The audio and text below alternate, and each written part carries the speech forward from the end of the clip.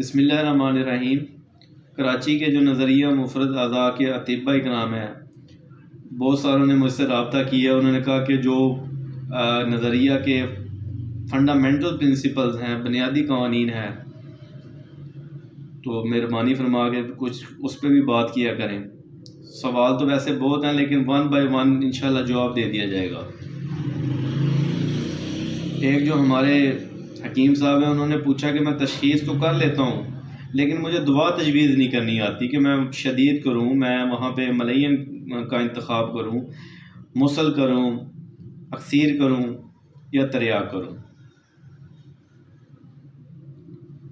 तो ये जो है, इसके लिए आपको इल्मुल अदविया पढ़नी पड़ेगी और मोड्स ऑफ एक्शन, यानी कि जो मेडिसिन है वो उनके क्या क्या बॉडी पे असरात हैं।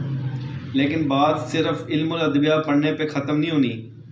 जब तक आपको anatomy, physiology, pathology, modes of action, pharmacy, fundamentals, principle, सोजिश और आराम, इस पे आपको ग्रिप नहीं होगी, अबूर हासिल नहीं होगा, आप अच्छे तबीब नहीं बन सकते।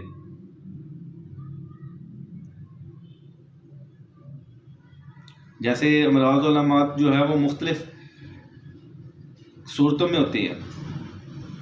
बाज़ जो है सोजिश की वजह से होते हैं, और सोजिश जो है वो असाबी भी है, अज़लाती भी है और गुद्दी भी है, वो देखना पड़ेगा। बाज़ सूरतों में औराम की सूरत में होते हैं, और बाज़ सूरत में फजलात रुकते हैं। जैसे मेरे पास एक मरीज़ है, उसको भूख ही नहीं लगती थी।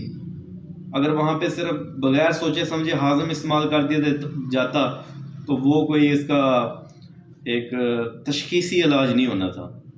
जब तशख़ीस की गई तो उसके फजलात रुके हुए थे,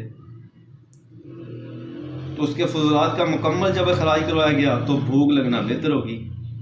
जैसे यूरिक एसिड वगैरह, उसके अंदर जो है उसका इखराज करवा दिया जाए तो जो जोड़ों के अंदर दर्द होता है वो ठीक हो जाता है।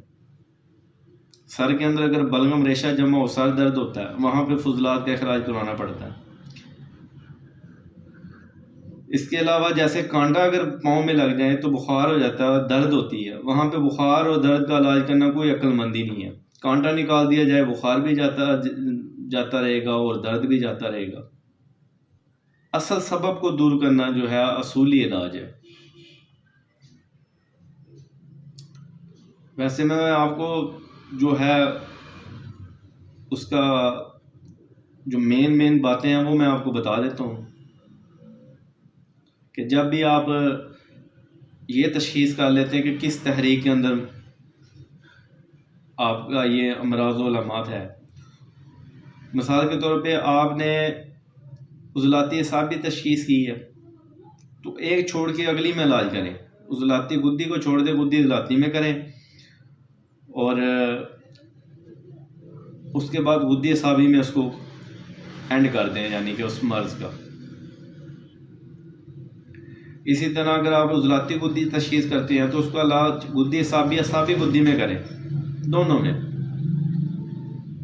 जहाँ पे फजलात का इखराज करना मकसद हो वहाँ पे मलयन इस्तेमाल करें।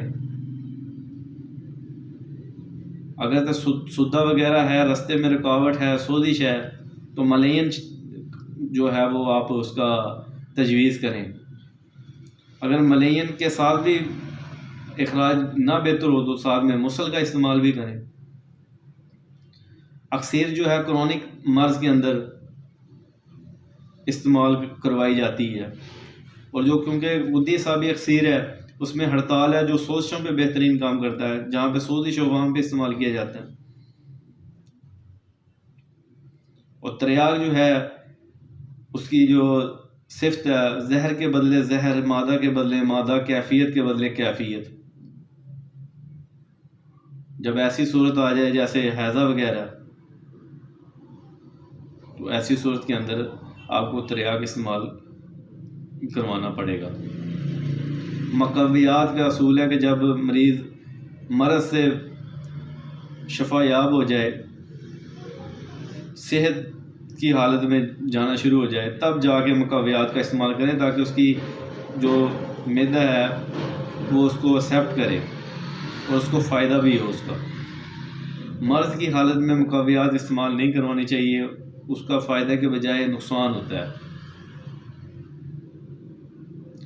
तो इसी असूल को सामने हुए आप दुआ तजवीज़ करें।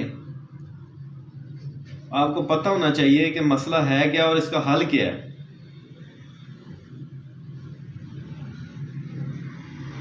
फिर उसके मुताबिक आप दुआ तजवीज़ करें, इंशाअल्लाह फिर फ़ायदा होगा।